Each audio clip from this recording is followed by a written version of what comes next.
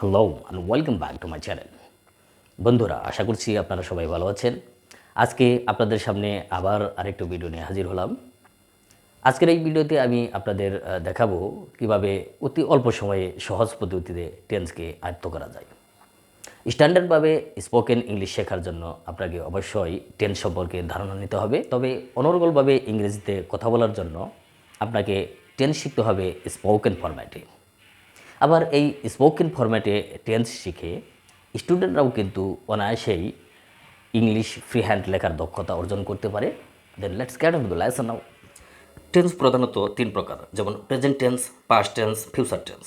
প্রতিটি টেন্স আবার চার প্রকার করে, অর্থাৎ ইন টোটাল টেন্স 12 প্রকার।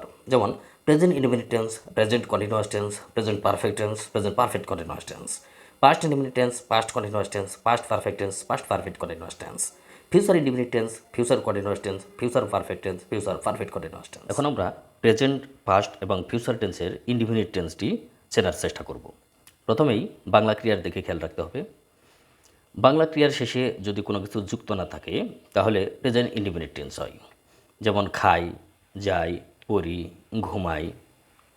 বাংলা ক্রিয়ার শেষে যদি ছিলাম যুক্ত থাকে তাহলে পাস্ট ইনডিফিনিট টেন্স হয়। যেমন খেয়েছিলাম, পড়েছিলাম, ঘুমিয়েছিলাম, ধরেছিলাম। বাংলা ক্রিয়ার শেষে যদি ভ যুক্ত থাকে তাহলে ফিউচার ইনডিফিনিট টেন্স হয়। যেমন খাবো, পড়বো, ঘুমাবো, ধরবো।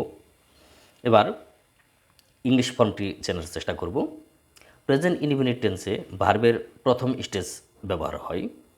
যেমন eat, read, drink.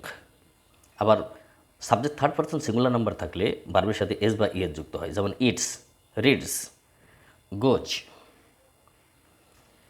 First indefinite টেন্সে ভার্বের দ্বিতীয় স্টেজ ব্যবহার হয়। যেমন এইট, ওয়েন্ট, ড্র্যাঙ্ক।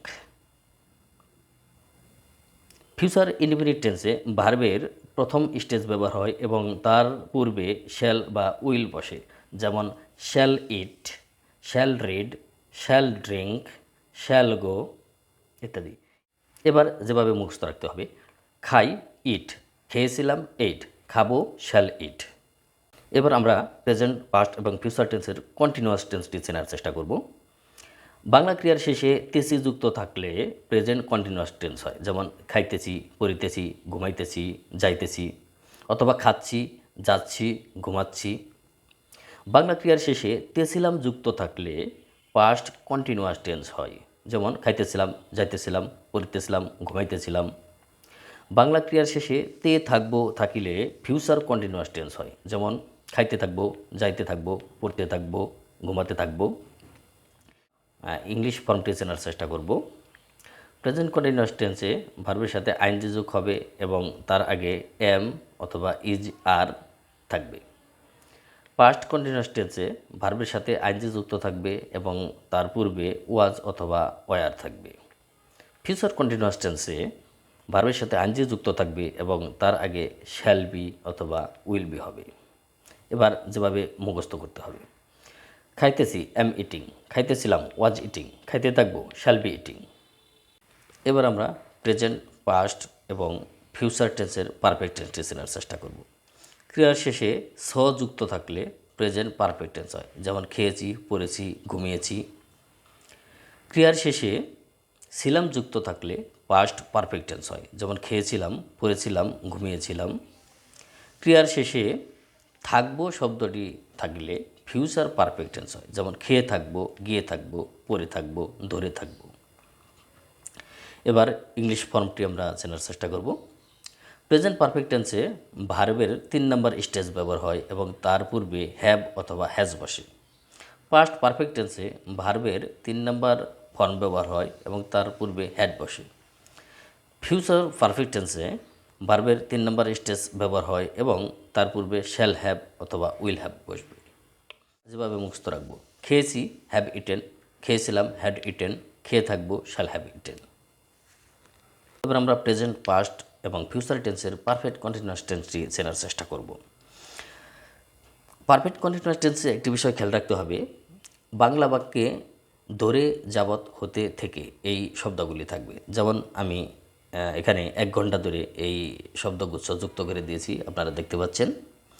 আর ইংরেজি বাক্যে ফর অথবা সিন্স অথবা ফ্রম এই শব্দগুলি থাকবে। যেমন আমি এখানে দিয়েছি ফর অ্যান আওয়ার প্রত্যেকটা সেন্টেন্সে, আপনারা দেখতে পাচ্ছেন।